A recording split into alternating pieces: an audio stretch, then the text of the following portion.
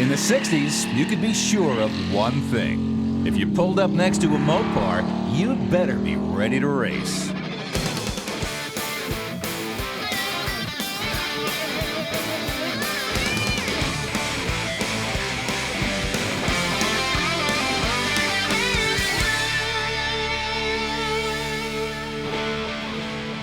During the muscle car years, Chrysler Corporation had a habit of building the most radical racing hardware and hiding it under some very plain Jane sheet metal, like a 426 Max Wedge engine in a Dodge Polara. They would then take this combination out to the local drag strip and terrorize the competition. This might not sound like fun for everybody, but if you were a Chrysler fan, it's what you lived for. They saw the opportunity to enhance the engineering of the vehicles through racing. And of course, usually most of these guys were gearheads anyway, and they just liked racing. When drag racing started, the excitement was centered around the open-wheel dragsters and altered coupes. Nobody paid very much attention to the handful of people who were out there racing their daily drivers. But by the early 60s, Detroit was starting to crank out some pretty fast street cars, and the drag strip was a great and safe place to blow somebody's doors off. Soon, street cars filled out two classes, one for purely stock cars and another for cars with special factory racing parts. They called this class Super Stock. By the end of the 60s, Superstock had become drag racing's most popular class, and Chrysler Corporation owned it. Teams like the Ram Chargers and cars like the Melrose Missile and Landis Dodge are legends today, icons of drag racing's golden age. Chrysler's engineers ensured their success by coming up with one huge horsepower maker after another. These Max Wedge and Hemi engines, known by names like Red Ram, Golden Commando, Ram Charger, and Magnum, were nearly indestructible and made more power in stock trim than any other engine. When Chrysler installed these bad boy engines into their lightweight bodies, they created unforgettable race cars and awesome street machines. Herb McCandless has spent 35 years building and racing Chryslers and working with their engineers. He considers them the best in the business. They were hands-on racers, all of them. You know, the Ram Chargers and the Golden Commando group and those people, they were all hands-on racers. That's why that program was so successful, because they knew what it took to make it work. More than any other cars, Chrysler's Super Stockers were responsible for drag racing's incredible rise in popularity through the 60s. These cars and the people that built them and drove them created a style of racing that influenced an entire generation of street muscle cars and put a young sport called drag racing on the map. They were just the leader of the industry as far as drag racing. They went to the races to win. But back when it all started, it was just a bunch of good old boys on an abandoned airstrip, lining them up and running them off. We'll go there when the American muscle car returns.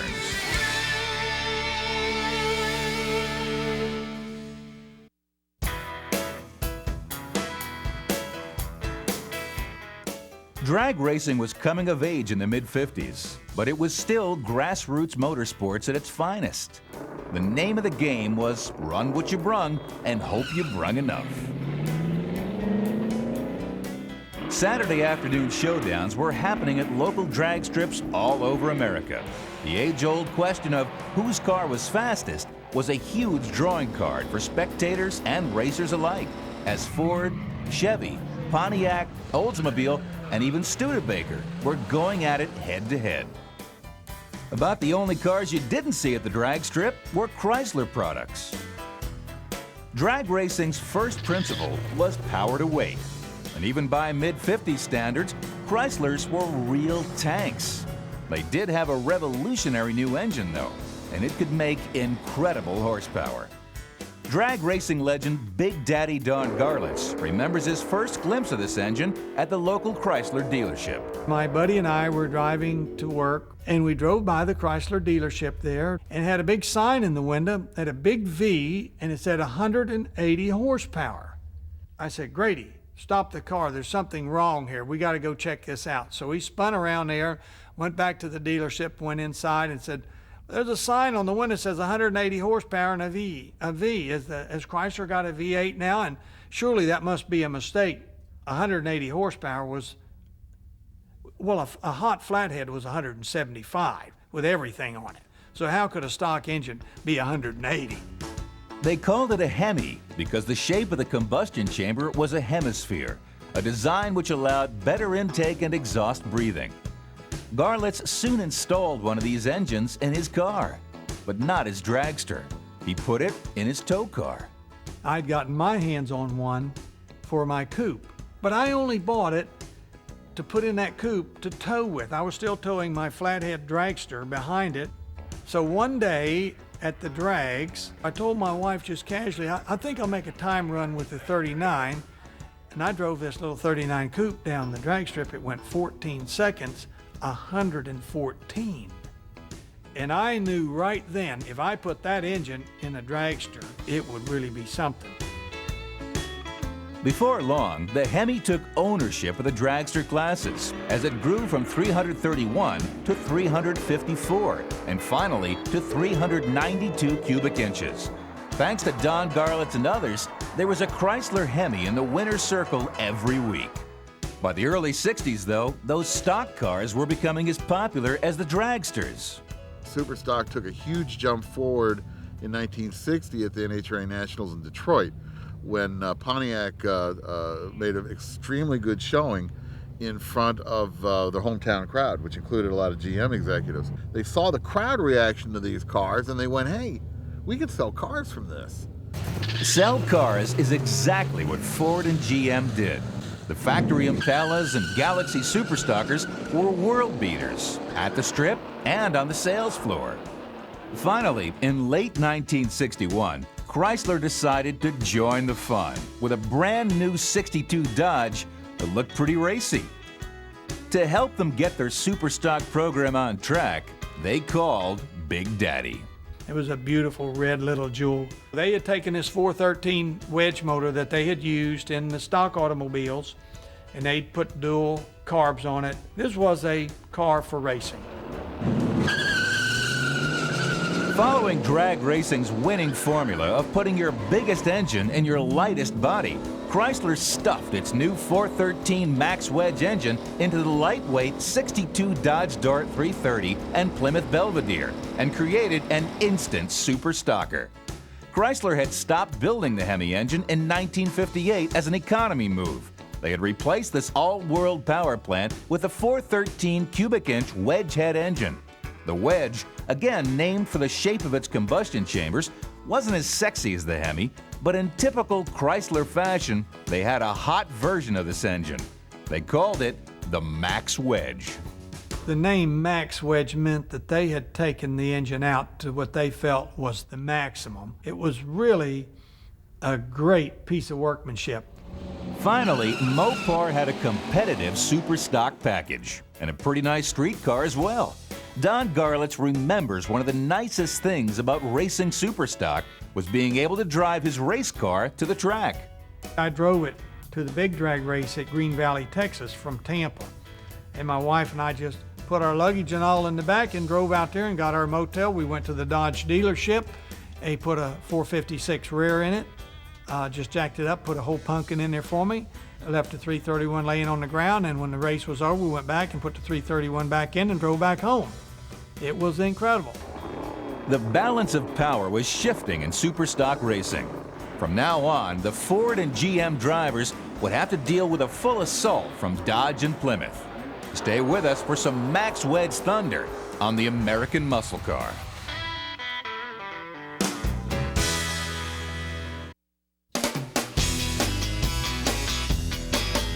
The 1962 Superstock season was a melee between the new Max Wedge Dodges and Plymouths and the factory-backed lightweight Pontiacs, Fords, and Chevrolets. While their competition made extensive use of lightweight aluminum or fiberglass body parts, the Mopars relied on sheer horsepower. They completely dominated the sport. When they introduced them then at the Winter Nationals in 1962, let me tell you, they were just killers. It put all of the factories in high gear, setting up special racing versions, and I mean, it got completely wild before it was over.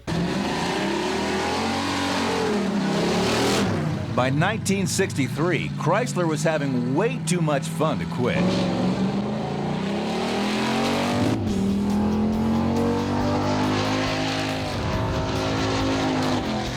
Even though the 413 Max Wedge had performed well, this year, in classic Mopar fashion, it was bored out to 426 cubic inches and packed with more heavy-duty parts. The tall deck block was bored to 4.25 inches and used a stroke of 3.75 inches. With two Carter AFB 4-barrel carburetors on an aluminum cross-ram intake manifold, special upswept exhaust headers, and 10.25 to 1 compression, Chrysler rated this engine at 425 horsepower, which absolutely no one believed. These mid-sized Mopars were long on performance, but short on image.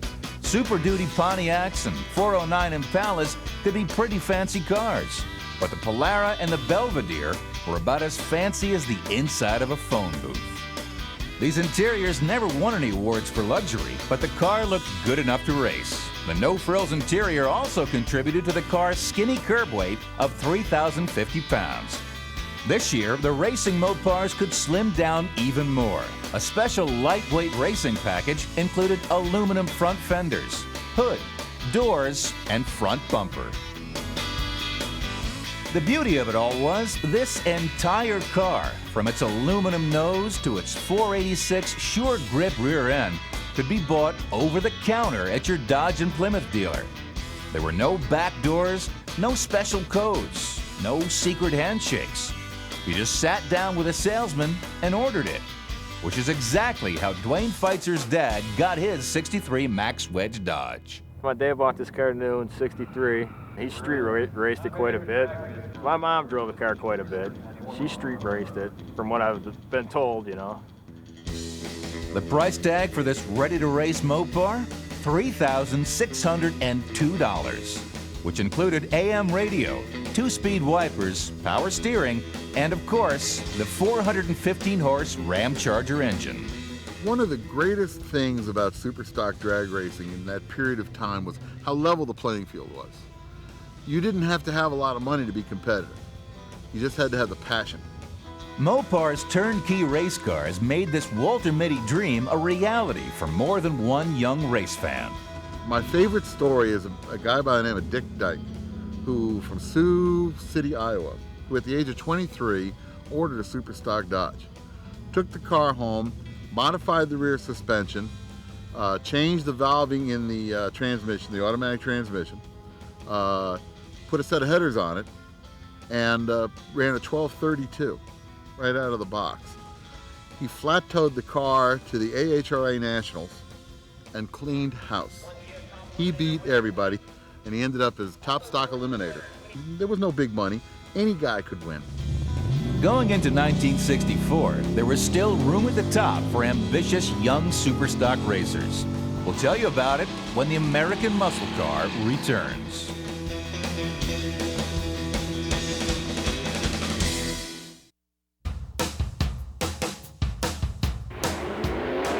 Superstock's popularity was having a trickle-down effect on every part of drag racing. Superstock attracted racers, which attracted more spectators. More spectators attracted the big car companies, who built faster cars, which attracted more racers. In short, Superstock was the best thing that had ever happened to this little sport. Looking back, that was a turning point for drag racing that really made it professional, because when the factories took notice and were producing vehicles just for drag racing, it gave all the other sponsors the incentive to get involved in drag racing. And by far, to date, the best thing that had happened to Superstock, at least from a Chrysler fan's perspective, was the reappearance of the Hemi engine.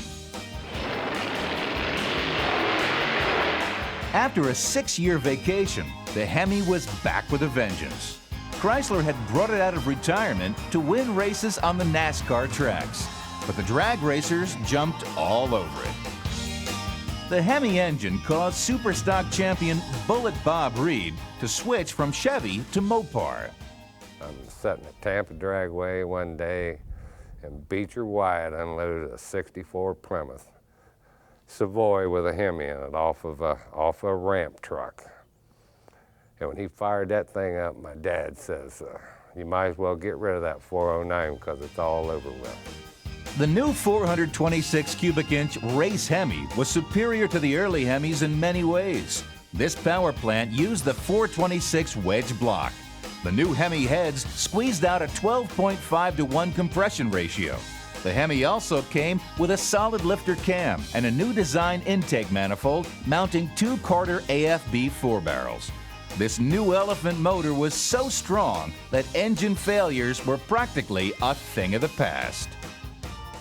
I used to go to Cotton Owens' shop, and that's what he'd do. He'd put them on the dyno, pull the throttle back, set them at the 425 horsepower, around 7,000, and we'd go to lunch. He said, if it's running when we get back, it's a good one. Now, with the Hemi and the Max Wedge, drag strips were playgrounds for Mopar racers. Out on the streets, though, a revolution was happening. GM's lineup for 1964 included some lightweight intermediate cars with mountain motor engines. Unlike Mopar's cars, however, these cars were loaded with plush options and rich kid image. They called them muscle cars. They had tough-sounding names like GTO and Supersport, and suddenly they were the cars young people had to have. None of them could stay with a full-house Max Wedge for a city block, but that didn't matter at the drive-in. Next to them, Polaris and Belvederes were old people's cars. Over the next 2 years, Chrysler's drag racing and NASCAR stars kept Dodge and Plymouth fans happy, while their styling department searched for that magic combination that would lure young America back into its showrooms. Finally, they found it. All they had to do was take a Superstocker and load it down with class. Mopar lover Ken Marsh chose this '67 Belvedere GTX for its luxury and performance. This car was about $3,800 with the Hemi engine option, but the GTX also had wheel lip moldings and rocker panel moldings and all the chrome and consoles and all the dress up, so this was a high-end version of the muscle cars. Cars like the '67 GTX were light, racy looking, and as luxurious as a Chrysler Imperial. But with a standard 440 cubic inch Super Commando or the optional 426 Street Hemi under the hood, they didn't back down from anyone.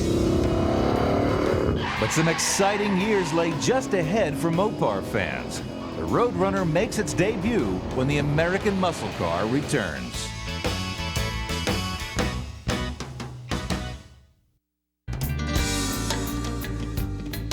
Since the beginning of the Superstock days, Mopar's racers had been test drivers for new technology. We found out with Chrysler that the stuff that we would test and run in our race cars would wind up being in the production cars in the next couple of years. One of drag racing's most famous teams was Sox and Martin. Their red, white, and blue cars were synonymous with Chrysler Corporation. Ronnie Sox remembers how Chrysler used the data that he and other racers developed. Chrysler got more for their money from what they spent in racing probably than Ford or Chevrolet ever thought about doing it.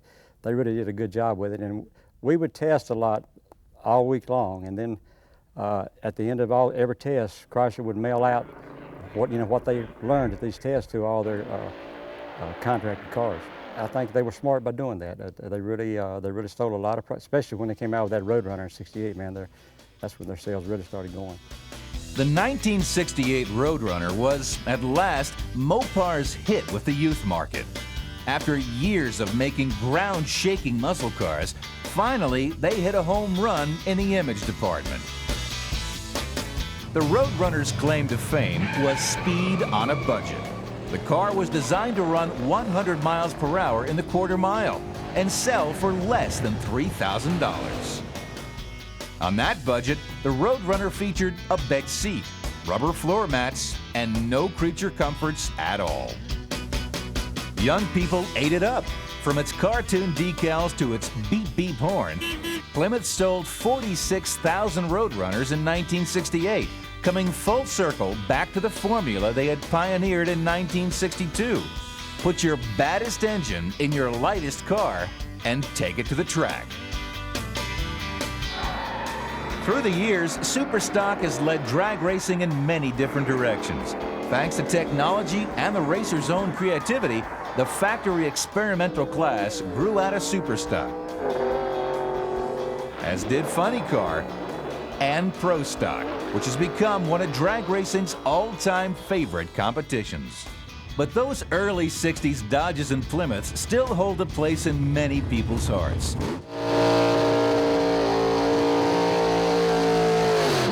Today, even with all the changes in racing, or maybe because of them, the Mopar Superstockers are just as popular as they ever were. And thanks to some new technology, they're even faster. People love these 68 cars because they wheel stand and they go fast. They're really fun to watch. They're fun to drive. I love to drive. So whether you were there in the 60s or you're watching your first drag race today, seeing two of these ground pounders pull up to the line together is still one of the most exciting moments in motorsports, because there's just nothing else like them. When you got a Hemi car, it's a little bit different. And I used to say, there ain't but two kinds of people. People got Hemis and people want Hemis. It's just that simple. That's all there is to it. Thanks for watching, and please remember, don't crush them, restore them.